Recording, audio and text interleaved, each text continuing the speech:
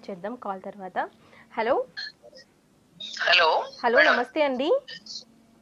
అవును మేడం, మా మీ అమ్మాయి నమస్తే అండి, మీ పేరు? హనుమాన్ అయితే ఎక్కడి నుంచి కాల్ చేస్తున్నారండి? మిరియాలు కూడా. ఓకే అండి, ఎవరి గురించి తెలుసుకోవాలనుకుంటున్నారండి మీరు? మా అమ్మాయి గురించి అండి. మీ అమ్మాయి పేరు? శృతి. శృతి. పుట్టిన తేదీ అండి? పుట్టిన తేదీ అండి 2000 అంటే 1997. 1997. 97 నైట్ అంటే ఇక తెల్లారితే జనవరి 1 అనమాట, 12 గంటల తర్వాత. 1997 ఎన్నో తారీఖు ఎన్నో నెల అండి? 1వ తారీఖు 1వ నెల మేడం, తెల్లారి 12 గంటలకి నైట్. ఓకే, తెల్లారితే 1వ తారీఖు అండి? అవునండి. ఓకే, ఎక్కడ జన్మించారండి మీ అమ్మాయి? మిరియాలు కూడా.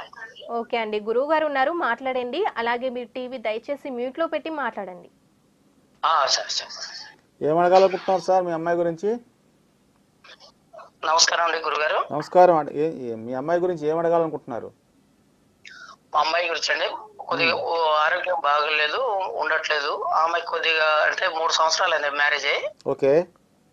సంతానం ఏం కలగట్లేదు, మ్మ్. అందుకని అడుగుదామని చెప్పి అనుకుంటున్నాను. మీరు ఇచ్చిన సమాచారం ప్రకారం చూస్తే మీ అమ్మాయి ఉత్తర ఫల్గుని 2వ పాదం, కన్యా రాశి, లగ్నం కూడా కన్యా లగ్నమే అండి. సో ఈ లగ్నానికి సంతానకారకుడు స్వయం శనీశ్వరుడే ఏమండి. కాబట్టి శనీశ్వరుడు కొంచెం నిదానంగా ఇస్తాడు. అందులో ఏంటంటే పుత్రస్థానంలో గురువు నీచబడ్డాడండి, బాధ కూడా అయినా నీచబడ్డాడు. కాబట్టి కంపల్సరీ సంతానం అయితే కలుగుతుంది, దాంట్లో డౌట్ లేదు. సో మీ అమ్మాయి ప్రస్తుతం రాహుమాదశ నడుస్తుందండి, రాహులో శని. డెఫినెట్గా వచ్చే సంవత్సరం జూన్ నాటికల్లా మీ అమ్మాయి ఒడి నిండాలి గ్యారంటీగా. అయితే మీరు ఏం చేస్తారంటే మీ అమ్మాయి ఆరోగ్యం కొరకు బాగుండడానికి, సంతానం కలగడానికి ఏం చేయాలంటే ప్రతి షష్ఠి రోజున, ప్రతి నెల మనకి షష్ఠి అని 2 సార్లు వస్తుంది, శుక్లపక్షం బహుళపక్షం అయ్యా. సో షష్ఠి రోజున ఏం చేస్తారంటే మీ అమ్మాయి ఆరోగ్యం కొరకు ప్లస్ సంతానం నిలబడడానికి ఏం చేయాలంటే శివుడి మీద పంచదార కలిపిన ఆవుపాలతో అభిషేకం చేయాలి ఏమండి. సో పంచదార కలిపిన ఆవుపాలతో అభిషేకం చేయాలి, ఇంకేం కలపకూడదు. అభిషేకం చేస్తున్నంతసేపు మీ అమ్మాయి యొక్క ఆరోగ్యము, సంతానం కలగాలి అనే సంకల్పంతో చేయించండి.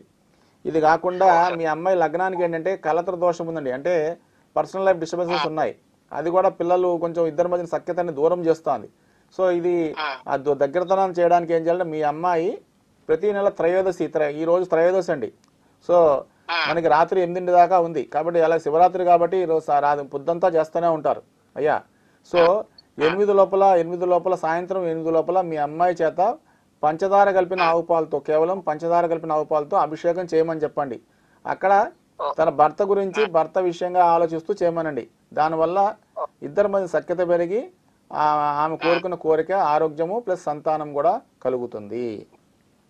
ఓకే గురుగారు. రైట్. ఓకే అండి, గురుగారు చెప్పినట్టు పాటించండి.